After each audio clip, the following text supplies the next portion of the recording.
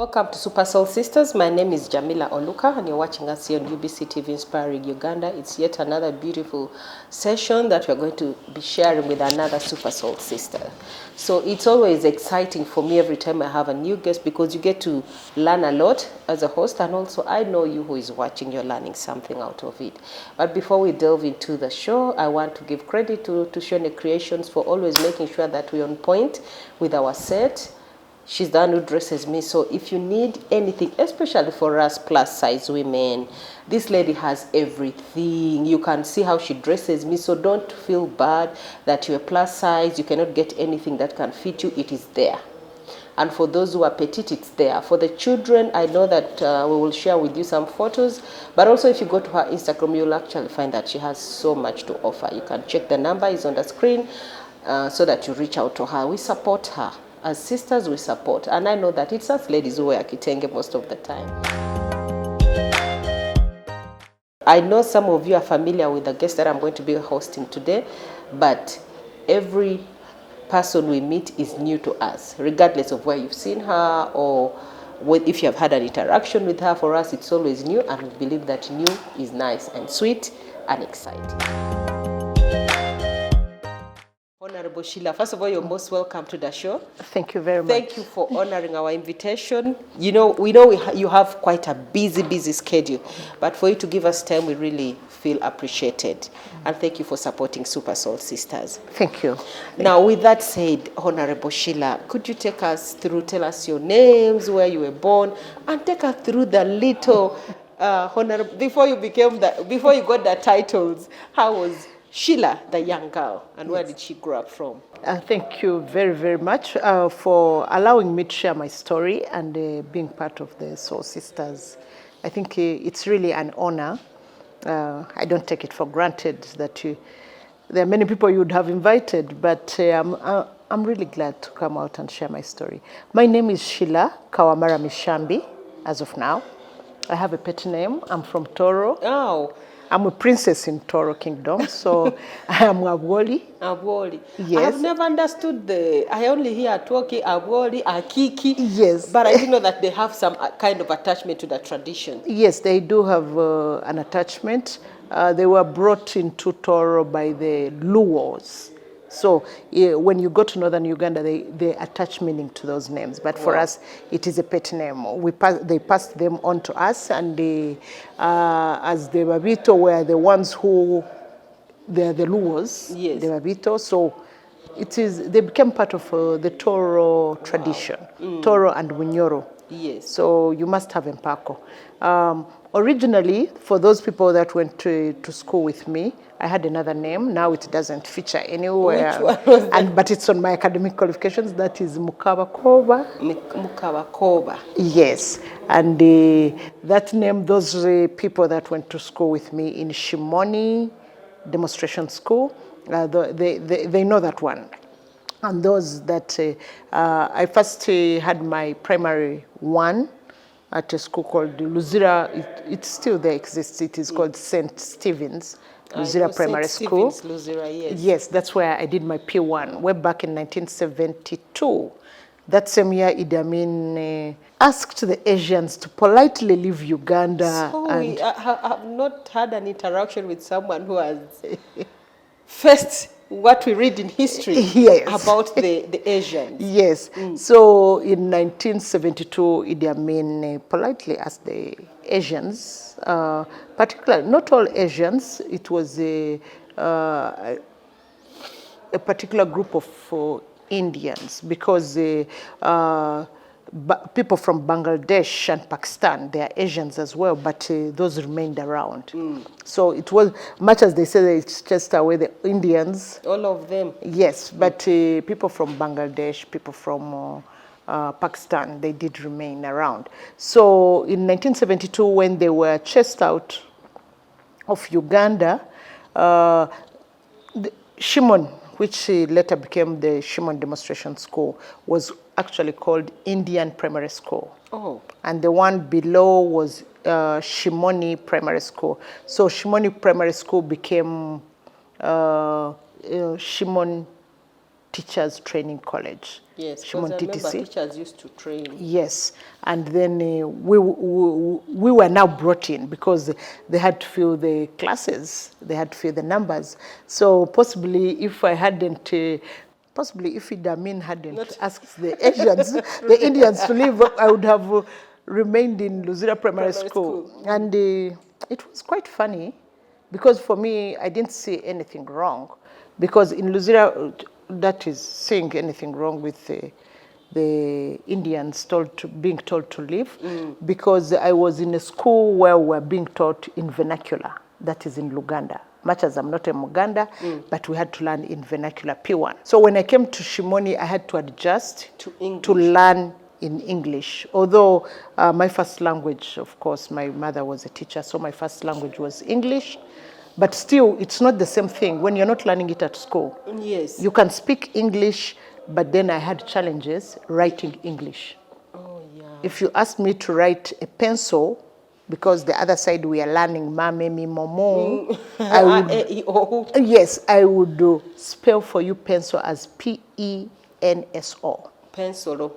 Yes, pencil.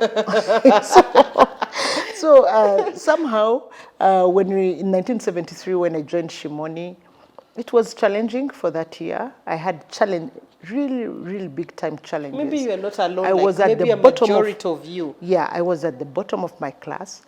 My teacher at that time was so mad with me because I could speak English, but I couldn't write. I couldn't click.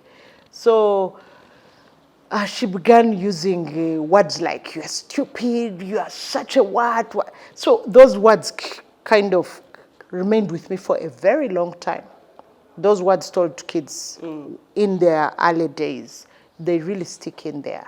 So they did stick in, and but much as she was harassing me by my mother being a teacher, she was able to teach me because it's a long story. There was some fracas there with my teacher, and well, she kind of ignored me in class. Afterwards, my dad had to come and tell her she has no right to call me stupid and whatever.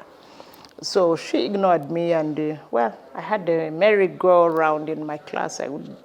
I remained at the bottom of my class, primary 2. Because no much attention was given to you. Yes, but my mom noticed it and began giving me attention.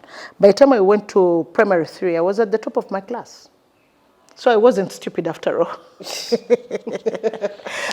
it was just the wrong teacher. Yeah, from P2 from P3 to P7, I kept. There was a certain guy, he lives now in the United States, he's called Edward Mukasa. Edward, we used to compete for that first. If I was the first, he would be the second. So we would just be waiting, who did it this time? And I really did compete. At least that's where I really did a bit of competition. For my secondary school, I was in Trinity College Nabingo, S1 to S6. Went to university, did education. It's by default. That's another big story somewhere. It's not that I really wanted to teach. Although I enjoyed teaching, and I'm so proud of my students. Some of them are very celebrities. So Maria Mundagiri, I taught her in senior 5 and senior 6. So I feel proud that I touched some lives, really. But it's not that it was my destiny. So for my first degree, I did education, history, and economics at Makerere University. Then, because I really didn't like First, Honorable Sheila, I have had, I hosted a head teacher for Vision of Africa some weeks ago, and she also said initially she didn't want to do education, but afterwards she realized it was her calling, and she's proud of it, and she's so proud of it that she has changed so many lives. First, take me through that. How, when you left Nabingo, because Nabingo until now is one of those schools that when you go through there, you'll meet, you're sure you'll meet your OGs and OBs in good places. So now you come from Nabingo, and then you go to Makerere University, and then you're told to do education. How did you even come to do education? Nobody told me to do education. I chose to do education. Why? Because I was in senior 4, and you know these things we do in school, dare me, dare what? We were not allowed to go, I think even up to now, students are not allowed in the staff room. No. So I decided that we were in senior 4 just shortly before we did our mock exams. And I told the girls I could walk into that staff room. And of course, when you're at school, they say, you can't. You always want to do something. We see. Yeah, so I walked into the staff room. And I found a teacher who I think didn't like me a lot. Now, you know that. And this teacher took it on. And, you know, he screamed my name. I was in the middle of the staff room. And I said, I can't go back. There are people, I have a name to lose, you know, that kind of thing. So I walked through the staff room, got through the other door, and I was punished for it. So I told the girls, you know what, I'm going to do education, come back here and teach, and I'll teach the same subjects. That the teacher is teaching? Yes, so that we sit together in the staff room. And that's how I ended up doing education. And did you ever go back to that class? No, I did go back to Trinity College Nabingo and taught there 2 years. Did you meet the same teacher? Yes, and he was my head of department and we were teaching together. And this is a good story. When he left, I said, it's time to leave also. So I went back to school and did journalism. I had loved, since I was a kid, I loved reading. I could read anything, up to now. I used to love a lot of, I wondered how people would put letters together and write something. Yes. And so I thought I would be a writer. But at that time at Makerere University, journalism was not offered. So when I left Trinity College Nabingo, I went to what is now known as UMI. That time it was known as the Institute for Public Administration, IPA. So I did a 9-month diploma course in journalism. And ended up with the new vision. And I think I enjoyed the new vision because I went in with all the love of writing. So that was I joined the new vision in 1992. I had finished Makerere in 89. So joined the new vision 92. And quickly rose up in the ranks, doing everything. By 94, I went to Rwanda, covered the Rwandan genocide. I was about to ask you that. I Yes. think I read you from some book about the genocide. Yes. And also Congo. So I moved along that time with the RPF. They were covering the Rwandan genocide. And I think after Rwanda, I was like, God, I've had it. In the newsroom, I was not going to go any higher. I looked at it and I was like, now it is time to change. I always believe that change is beautiful. Yes. And you should know when to leave. Otherwise, you stay too long, you may mess it up. Yes. So at that time, I realized, much as I had done like 4 years, people had been there for years, people stay in places, but I was like, no. So I went to do my master's in the Netherlands, which I got a scholarship from the Netherlands government, and I did my master's in politics of alternative development strategies. I believed also that my mother used to tell me that the best way you can make your own life, become independent, decide what you want to do, with who you want to do it with. You know, yes. Sometimes you want to do something, but the people you're doing it with, you don't like them. They're not motivating you. Yes. So I thought, and she used to tell me that you have to study. You have to study. So I felt, okay, I've done my first degree, I have my diploma in journalism, but still I need something more. So I went for my master's, which was in politics of alternative development strategies. You know, when you're studying and doing some of these things, certain questions come up. Why do people do like this? Why do we allow it to be done to us? Yeah. Why can't we decide our own destiny? Because that's the beauty of going back to study. Yes. Always the reasoning kind of... Yes. So you become too analytical. So I was fortunate when I went to do my master's because I think I had done incredibly well. I had established very good relationships with my boss. That was William Pike was the chief editor and managing director of the New Vision. I requested that they pay me while I'm away. So I had a full study paid leave, and which was a really good thing. So I went. And you were lucky. Yes, it's unique. You get it when you work hard, because I believe that maybe if I had put in mediocrity in my journalism, I wouldn't have got such an opportunity. So I got my scholarship. I got a fully paid leave for 1.5 years. So I came back with 2 years. I came back with some money on me. So then after that, when I came back to the New Vision, of course, when you are away for some time, things change. Things change. It is a faster society out there. You come back, you're looking at certain things, you're like, no. That time, already in Europe, we were using computers. Here, we are just trying to understand. So everything was like, nah, you had to write with the hand, then give the secretary to type. We still had our typewriters, those ones of swinging around. So you're like, this is tough. Then people, you come back to a community where people have accepted certain things, which I would say it's accepting mediocrity. Yeah. So people are like, no, even if you do this, things won't change. And they always have that thing. When you come with new ideas, they'll tell you, Yeah. I think Sheila here is lugezigezi. Because she has been out there. So I was like, I can't stay now in this community anymore. So one day a friend came and told me, there is an advert here. Don't you think you should give it a try? And I said, I read it.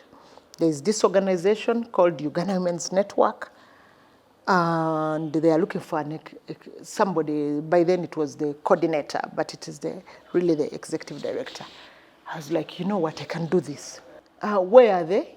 They are not, it is just starting. You will be the one to start it. Okay. What? So I go, New Vision used to pay very well. And up to now, I think they pay very well. Yeah. They're journalists. So I had a job stability and everything. But now I was willing to take the risk. I said, you know what, I'm going. So I go. Because Honorable Sheila, whenever someone, when you have to take a risk, especially, you tell me now, Jamila, there is something you're going to start, leave you with all these benefits that we have. It's kind of scary. So how did you manage to navigate that? Did you get too much of negative energy from people? No. Whenever I'm taking a step, whenever I decide time has come, I have to move. It's about me, which is a bit selfish to some people because it's my life. I live my life and I decide when I need to move. So I don't consult people and they start saying, I hear you. Of course, people do come and offer me advice. They always do. All people are always but I receive it gracefully, but I don't take it. It's interesting. You listen, but you know what you want. I know what I want. And I'll give you the benefit. I will let you tell me. I can pick one or two things because I will not object and say, Jamila, I'm not listening to you. Yes. No. I'll give you. Because even in that advice, Honorable Sheila, you can pick something. I can pick something. Yeah. So I don't kind of brush you completely off because most times they are my friends and they are family. And they see I'm going somewhere where they think I may be going to crash. And they are like, okay, but you see, and you're like, okay, nice. But now I take their information with a grain of salt, of course, sometimes, because they don't know what is pushing me and what am I seeing ahead. So at that time, there are people, they're like, now, even including my late husband, he was in the army by then. At that time, he was a major in the army. He's telling me, where is this organization you're going to work with? What is this even? I don't know where it is. What? So eventually I've listened to people. He tells me, but for me, my advice. Now, this is your soulmate. He says, my advice is keep the New Vision job. These people were so nice to you. They even paid you when you are away. Keep the job with the New Vision. I said, fine. So I listened to him, went, drafted my application. On that day, I remember it was 1996, so during the election period, Yes. I was assigned to cover the late Paul Kawanga. He had a rally in Masaka. Now, I would have delivered my application letter, but now in the newsroom, I'm told to go to Masaka. So the best person to call is the hubby and say, please, can you come and take this letter to Akford in Bukoto?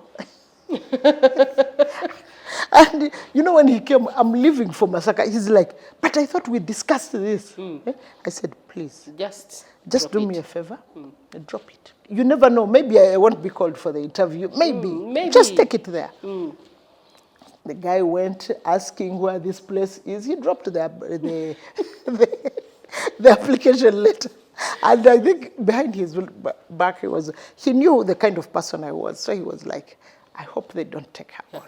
Interviews were done, and I was called to, and I was invited to take on the job.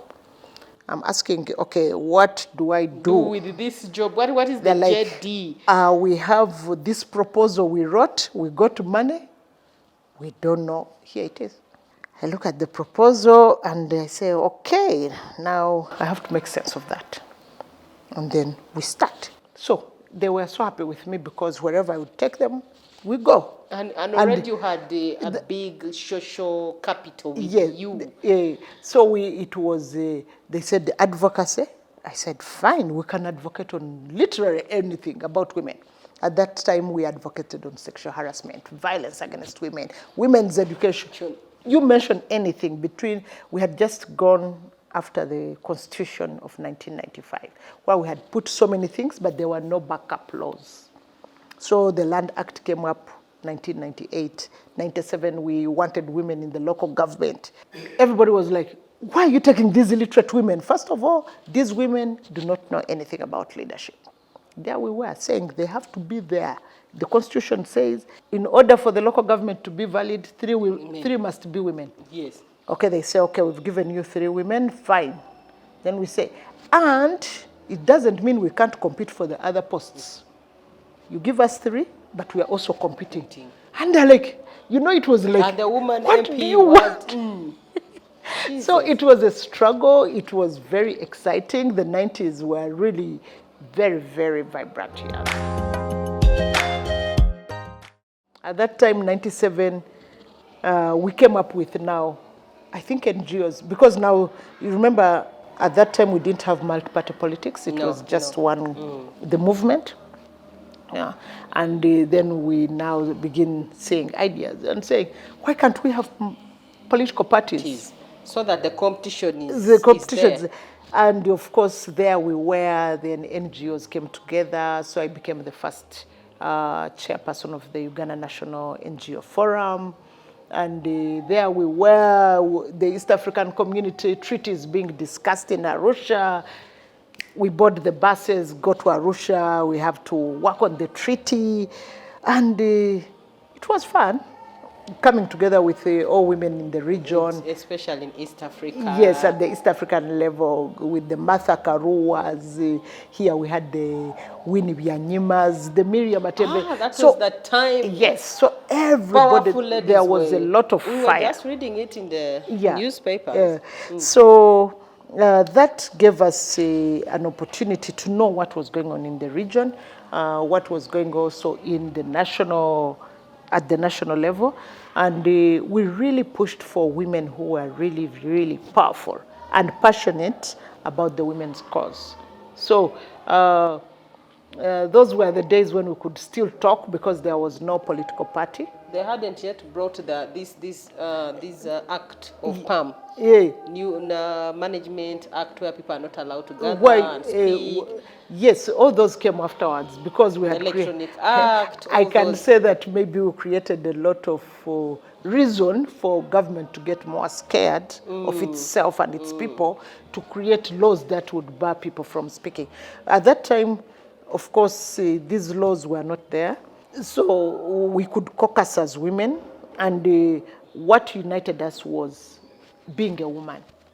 Right now, it's difficult to caucus as women because the NRM will have something for its women, NUP will have something for its women, the UPC or DP. So it becomes very difficult now to caucus because different parties think it's about competing for power.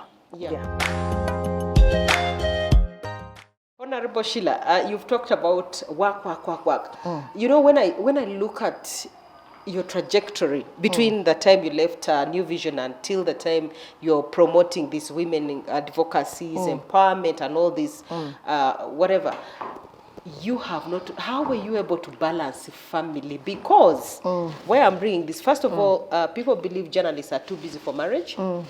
You are there, you have a partner, and then you go into another level which even demands for your time. Starting an NGO and being ahead is not something easy because you have the money you have to implement, you have to do quite a lot of advocacy, and advocacy is one thing that I know takes a lot of time and it strains. So how were you able to balance these two? Because some women are out there almost about to lose their marriages. Others are about to give up on their jobs because they have to choose between the two. So maybe you can use your experience to share with us how you manage to balance family and work. I think one thing I will always advise women, don't give up on anything. We can have it all. I believe we can have it all. You can have your marriage, you can have motherhood, and you can have your career. And for me, from the time when I was a young girl competing with the boys in class, I believed I can do everything. Because the men can have their career, they can have babies, they can have wives. And even girlfriends. And even politics. So why not the woman? So sometimes we kind of say, no, this is not for women. No. I believe we can, and I did it. I'm the testimony. By the time I got married, my husband passed on over 20 years. This year it's exactly 20 years since he passed. And from his first marriage, he already had 3 kids, who I took on as my children.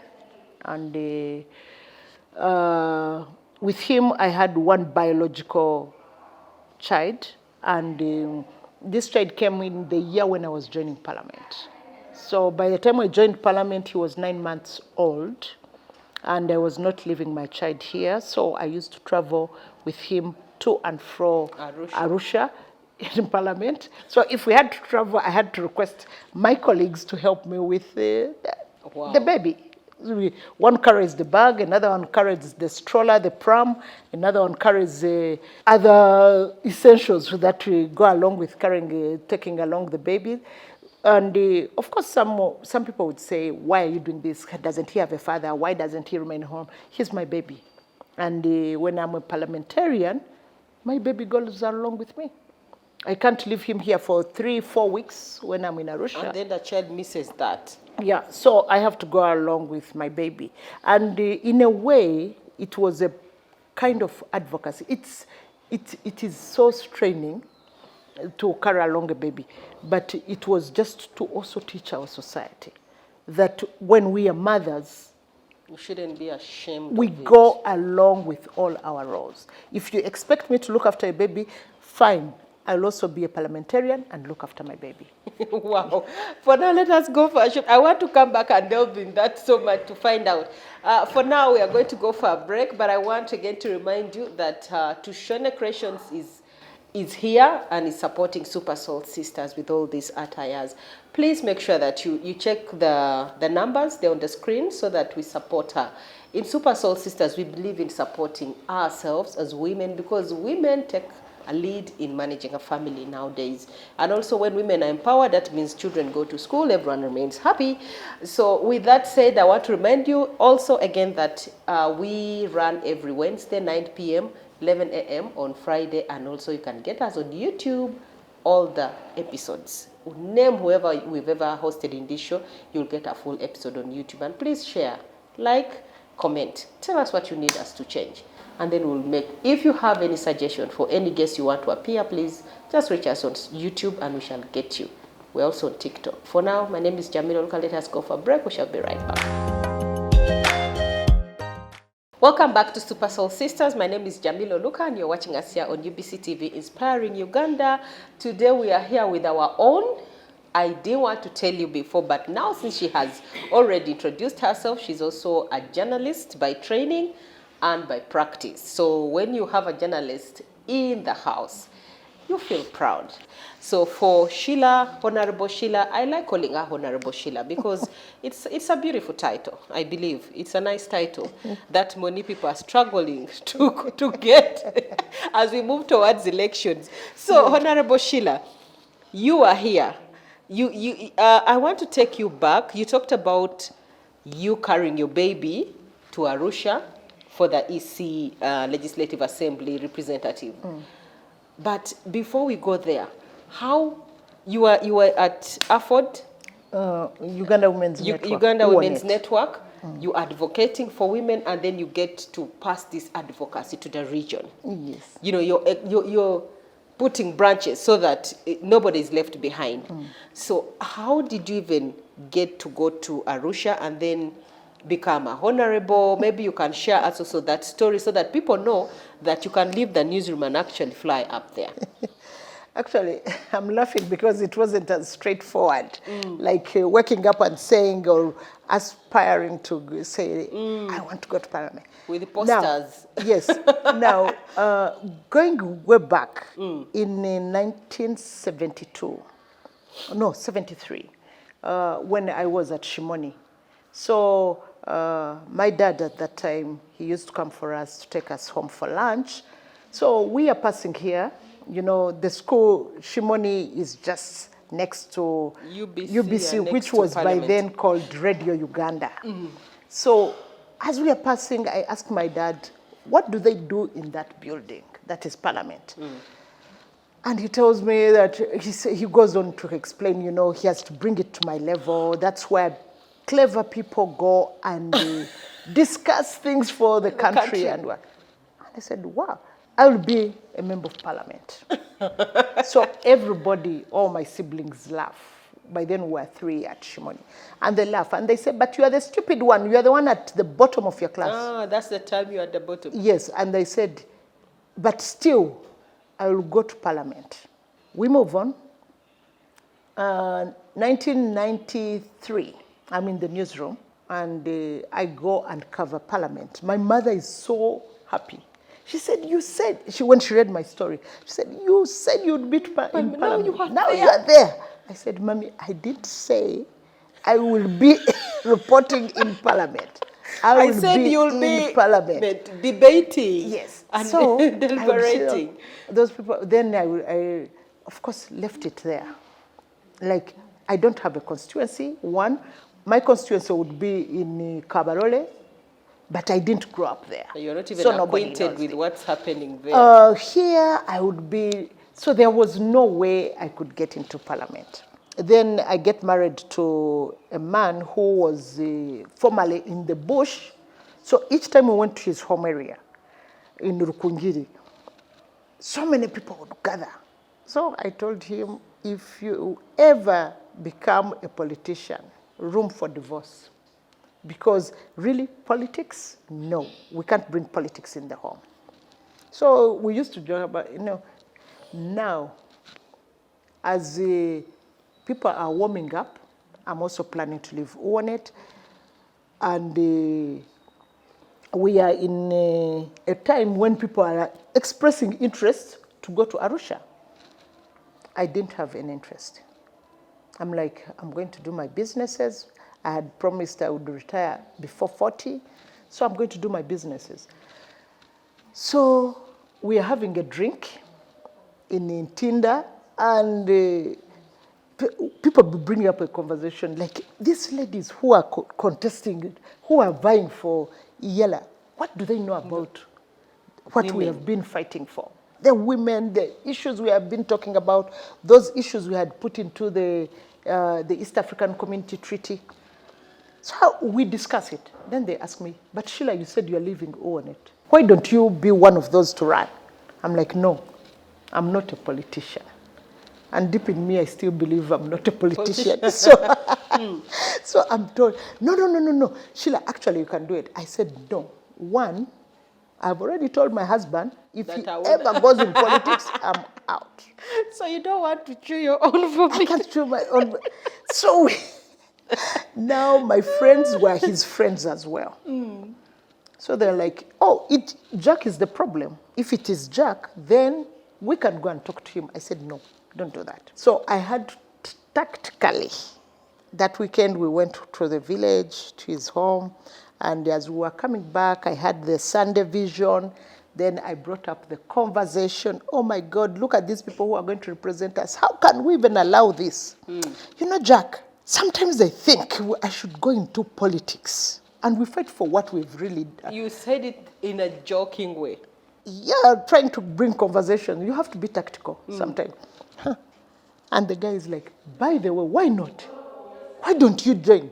And immediately he starts the campaign. Now I am scared to the man. Because it is not in you. It is out there. I have to campaign. I have to convince people to elect me. I've never wanted people to, we've been brought up to be with humility. So I don't know how to campaign even.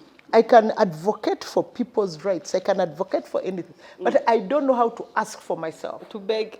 To beg.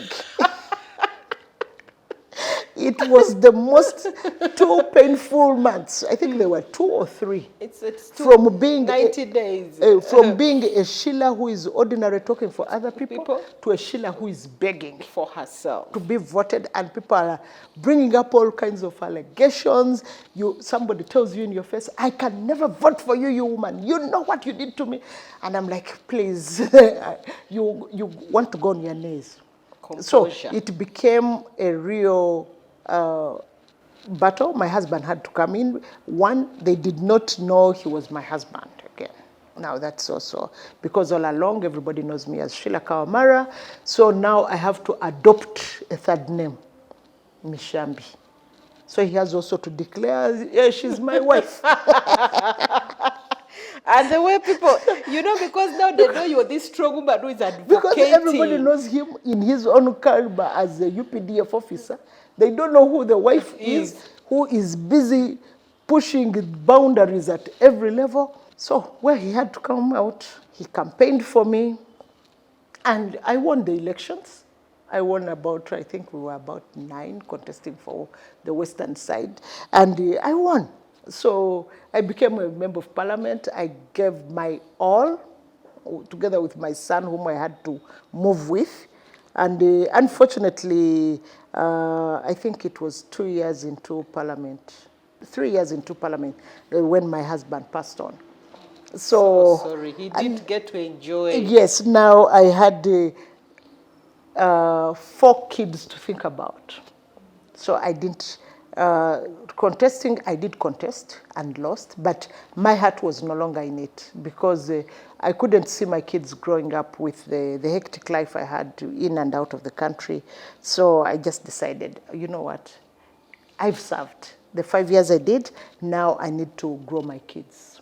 Because without a mom, without a dad, I don't think they would have turned out into what they've turned out. 3 of them are married with kids now. So I have 9 grandkids. Wow. And I'm so happy. I give glory to God. The youngest, who was 3 when the father passed on, he's now 24 years old. Wow. He's a man.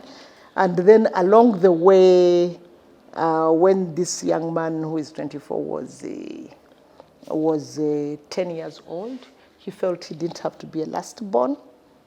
And he wanted a brother. So I didn't know how to get another brother without a husband, and he had a solution. He told me, have you ever heard about adoption? And I was like, wait a minute, never in my life. So he tells me, Mommy, he was in an international school. He gave me examples of kids that have been adopted.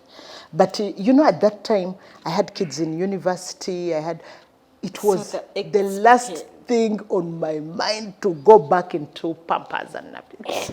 But he insisted he was not going to be the last born. So we ended up in Sunny Baby's home. And when he saw the kids there, he said, you mean all these are here? Yes. Can we take 3? It wasn't even 1. So he wanted 3. Wow. So anyway, to cut the long story short, we ended up getting 1. So who picked the child? No, himself? Apparently you don't pick, because even when you give birth, you don't pick the child. Okay. So once you've shown willingness to adopt, you go into prayer. Wherever you're getting the baby from, they also go into prayer.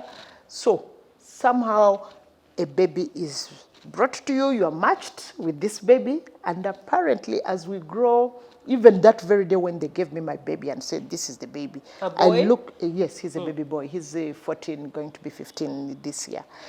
The moment I carried my baby, I could feel he was mine. He looked exactly like my own biological son. Wow. And if I don't disclose, we look alike. How old was the baby, your last son, when you adopted him? He was he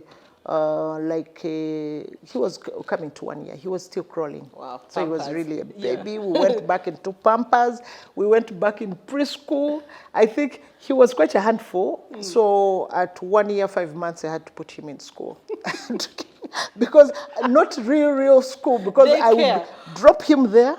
Yes. On my way back, so pick you, because I couldn't leave him at home. He was quite a happy kid, I would say, very exploratory, and he remained like that. And so it has been a journey. You know, sometimes when people lose their spouses, especially women, they give up on life.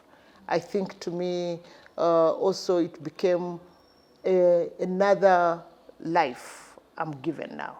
You know, sometimes when you have a husband, there is that level of dependency. You know, from dad now, he becomes like your dad, and you're there always. Somebody's watching you. Let me discuss with my husband. I'll get back to you. Yes, I'll get back to you. You know, you discuss literally everything. Now you have 4 kids, then later on +1. A baby. None of them can discuss. They're all waiting for you. Mommy, what will we do? What about this? What about this? So you go through now their teenage without a dad. You have to be strong. You have to dictate. You have to, my word is my word. I know sometimes I've offended my kids, like, I'm not taking that.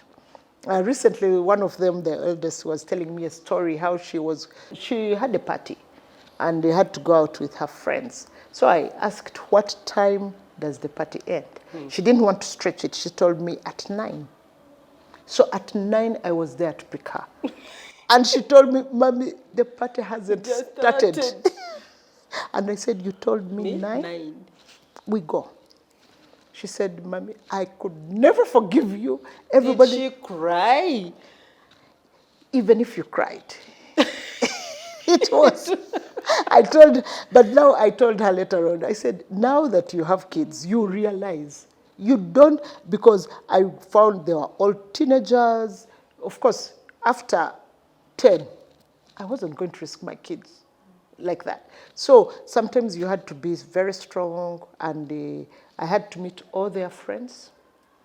If I didn't meet them, then they are not your friends. And then I would go to an extra mile to meet their parents. That's how bad I was, I think. No, you were a good parent. Most of the parents do that, but they don't want to talk about it. And then at school, I had to know all the teachers of my kids. They go to the next class, I work with them. Because my belief is that as a parent, I don't hand over my responsibility. I'm still the parent. The teacher is simply helping me to grow my kid. So I have the best for my children. Let me take you back. When we are starting this show, you had said that when you're in when you transited to Shimoni, there's that particular teacher who kind of traumatized you. Did that come in like when you were taking your kids to school? Oh, like, yes. Was that in the back of your mind? I don't want my kids to be It has remained in my mind. It has remained in my mind that I'll come out to defend any child. Because when I told my parents that this teacher was mistreating me, they couldn't believe it. I could see this teacher, and you know, she was big, but when you are a little girl, you think she's a giant. Yes. She's huge. So she would walk towards me, and immediately I would pee on myself. Oh, God. You know, that it was that traumatizing. And this trauma didn't leave me until after I left Parliament. I met a priest who actually one time we were supposed to meet the president, and I was like, I'm so scared and what? And he said, but why? I was like, no, you see. With all this advocacy you're doing, you're still Oh, yes, and a I'm child. the strong woman. But that little girl would always, even when I would stand up to speak, the little girl would be there telling me, but you're stupid, what are you going to say? So it remains within you. That trauma never leaves you. And once I would start speaking, of course, I would be the strong woman, having overcome that girl. But the fact that she was still living with me until I met a priest, he's in Fort Portal Diocese in now it's Kwali, where he's serving. He's called Reverend Makaris Kabyogamo. So when I met him, he recognized it. He was doing psychology at Makerere University. He realized there was something disturbing me. And then I opened up to him and told him, oh, I was told I was stupid when I was in primary too. So because of that, I would never, never allow my children to be traumatized. I sense it. When my child has a problem, does something which is out of the ordinary, because when you grow up when your children grow up with you, you will know when the child changes. Yeah, you will know. So you will know. I will immediately ask, and if the child can't tell me, I will go to school and find out. If it's not at school, it is at home, where an adult, a house help, could be abusing your kid. Yeah.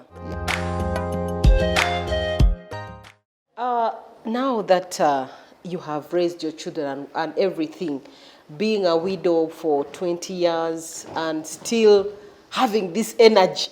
I love your energy. The energy is there. You're smiling all through. There are people who are out there, women who are going through the same thing, and probably some have just lost their husbands and they have all these children. They are scared. There are all those things you shared with us. There are also children who are out there who don't know how to come in terms that they have lost parents. What advice can you share with us as we are concluding on the show? I think one advice I would share, there are several tips I could give, but one thing that one should do, losing a spouse, it's very, very difficult. And a father and a friend, for that matter, you turn to God. It is always God that will strengthen you. My spirituality grew after the loss of my husband, because I had never lost, people could die, but they are not as close. So I think turning to God, to me, helped me.